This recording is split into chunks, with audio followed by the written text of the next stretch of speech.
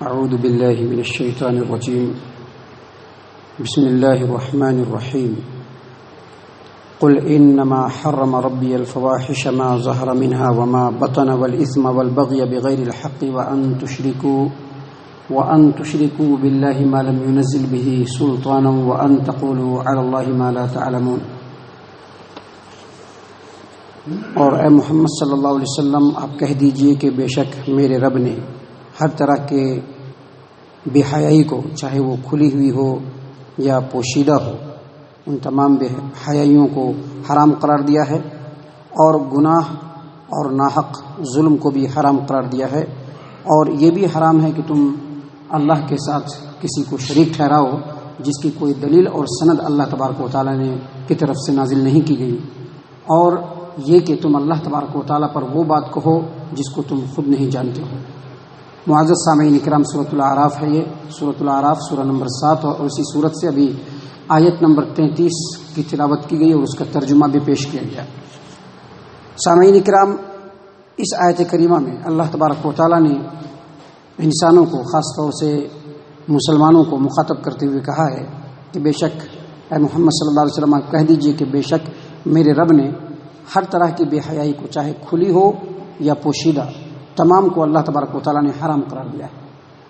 مسند احمد بن حنبل کے اندر عبداللہ بن مسعود رضی اللہ عنہ کی روایت ہے، اور اسی روایت کو امام بخاری اور امام مسلم دونوں نے اپنی صحیح کے اندر نقل کیا ہے کہ رسول اکرم صلی اللہ علیہ وسلم نے فرمایا کہ اللہ تبارک و تعالیٰ سے زیادہ غیرت والا کوئی نہیں ہے، کیونکہ اللہ تبارک و تعالیٰ نے جو اعلانیہ طور پر گناہ کیا جائے اس کو بھی حرام قرار دیا ہے، اور جو چھپ کر کے پوشیدگی کے ساتھ کیا جائے اللہ تبارک و تعالیٰ نے اس کو بھی حرام قرار دیا ہے۔ یہ کھلی اور چھپی ہوئی جو برائی اور گناہ ہے، اس کے تعلق سے اللہ تبارک و تعالیٰ نے قرآن کریم سورۃ الانعام آیت نمبر 120 میں فرمایا، تمام انسانوں کو مخاطب کرتے ہوئے وَذَرُوا ظَاهِرَ الْإِثْمِ وَبَاطِنَهُ، یعنی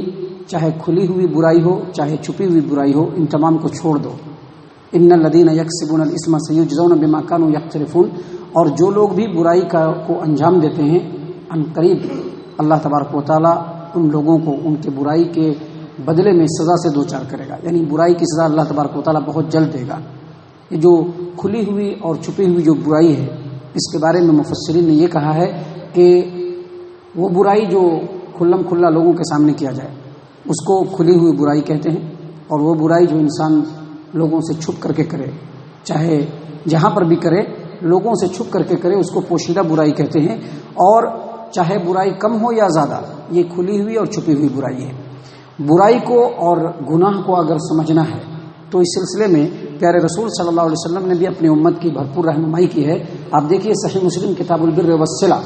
نواس بن سمعان رضی اللہ عنہ بیان کرتے ہیں کہ نبی صلی اللہ علیہ وسلم نے فرمایا الاثم ما حاک فی صدرک، یعنی تم جو اعمال انجام دیتے ہو تو جو عمل تمہارے دل میں کھٹکے تو سمجھ لو کہ یہ برا کام ہے۔ الاثم ما حاک فی صدرک وَكَرِهْتَ أَن يَطَّلِعَ عَلَيْهِ النَّاسُ، برا ہر وہ کام ہے جس کو انجام دینے پر تمہارے دل کے اندر ایک کھٹک پیدا ہو، اور تمہیں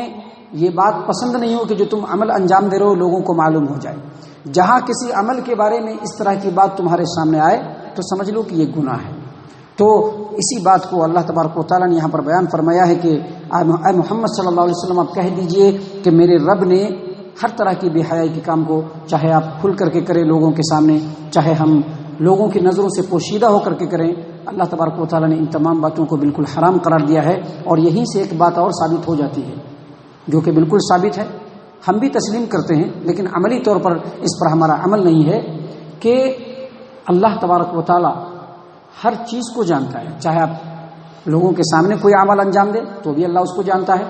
لوگوں سے چھپ کر کے انجام دے تو بھی اس کو جانتا ہے اللہ تبارک و تعالیٰ۔ یہاں تک کہ ہم اگر کوئی عمل کرتے ہیں تو ہمارے دل میں اس کا مقصد اور نیت اور ارادہ کچھ اور ہوتا ہے، اور وہ عمل ہم کسی اور وجہ سے انجام دیتے ہیں اور لوگوں کے سامنے ظاہر کرتے ہیں کہ نہیں ہم یہ کام اس وجہ سے کر رہے ہیں، تو اللہ تبارک و تعالیٰ اس کو بھی جانتا ہے،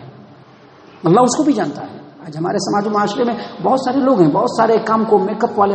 انداز میں انجام دیتے ہیں کہ لوگوں کو لگے کہ ہم یہ کام اس وجہ سے کر رہے ہیں، لیکن ان کا ارادہ کچھ اور ہوتا ہے کرنے کا۔ تو اللہ تبارک و تعالیٰ ان تمام باتوں کو جانتا ہے، اور اللہ تبارک و تعالیٰ نے فرمایا ہے کہ بے شک اللہ تبارک و تعالیٰ کھلی ہوئی اور چھپی ہوئی تمام برائیوں اور بے حیائیوں کو حرام قرار دیا ہے۔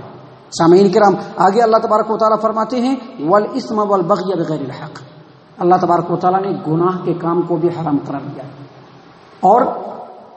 والبغی بغیر الحق، کسی کے اوپر ناحق ظلم کرنے کو بھی اللہ تبارک و تعالیٰ نے حرام قرار دیا ہے۔ اسم کہتے ہیں گناہ کو، اور مفسرین نے یہ بتلایا ہے کہ اسم ہر وہ گناہ ہے جس کو انسان انجام دے خود، اور بغی کہتے ہیں ایسا گناہ جو ظلم ہو اور ناحق ہم کسی کے اوپر کریں۔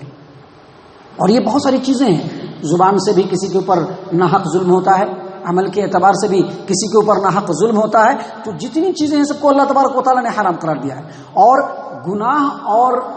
ظلم اور بغی کے اندر جو فرق ہے وہ یہ کہ گناہ اور اسم جو ہے وہ کرنے والے سے ہی صرف تعلق رکھتا ہے کہ انسان اگر گناہ کا کام کرتا ہے تو وہ اس کی ذات تک محدود رہتا ہے، لیکن اسم کے علاوہ جو بغی ہے اور ظلم جو ہے یہ انسان اپنے علاوہ دوسروں پر کرتا ہے، اور ان تمام چیزوں کو اللہ تبارک و تعالیٰ نے بالکل حرام قرار دیا ہے۔ محترم سامعین کرام آگے اللہ تبارک و تعالیٰ نے مزید فرمایا کہ یہ بھی حرام ہے کہ وَأَن تُشْرِكُوا بِاللَّهِ مَا لَمْ يُنَزِّلْ بِهِ سُلْطَانًا، کہ تم اللہ تبارک و تعالیٰ کے ساتھ شریک کرو اللہ کی عبادت میں، اللہ کی وحدانیت میں، اللہ کی صفات میں، اللہ کے اختیارات میں کسی کو شریک کرو، جبکہ اللہ تبارک و تعالیٰ کی طرف سے اس سلسلے میں کوئی سند اور کوئی دلیل نہیں اتاری گئی۔ ما لم ينزل به سلطان، کوئی سند نازل نہیں ہوئی، اور بغیر دلیل کے اللہ تبارک و تعالیٰ کے ساتھ شرک کرنا یہ حرام ہے، اتنا بڑا حرام کام ہے کہ اگر کوئی آدمی شرک کو انجام دیتا ہے تو اللہ تبارک و تعالیٰ کی طرف سے کبھی بھی اس کی بخشائش نہیں ہے۔ اللہ تبارک و تعالیٰ شرک کو پسند نہیں کر سکتا۔ اس سلسلے میں بہت ساری آیتیں ہیں، بہت سارے حدیثیں ہیں جو اس بات کے اوپر دلالت کرتے ہیں کہ شرک سب سے بڑا گناہ ہے، سب سے بڑا جرم ہے۔ اور شرک صرف یہ نہیں ہے کہ انسان غیر اللہ کے لیے نماز پڑھے، سجدہ کرے، بلکہ شرک یہ بھی ہے کہ اللہ تبارک و تعالیٰ کے جو احکام ہیں ان کو کمپلیٹ کرنے میں انسان اپنے نفس کو ماننا شروع کر دے اور اللہ کے حکم کو پیٹھ کے پیچھے ڈالتا چلا جائے۔ شرک صرف یہی نہیں ہے کہ اللہ کے سامنے سجدہ کرے، بلکہ شرک یہ بھی ہے کہ اللہ کو چھوڑ کر غیر اللہ کو پکارا جائے، غیر اللہ سے امیدیں لگائی جائیں، وہ امیدیں جس کو اللہ تبارک و تعالیٰ کے علاوہ کوئی پورا نہیں کر سکتا ہے۔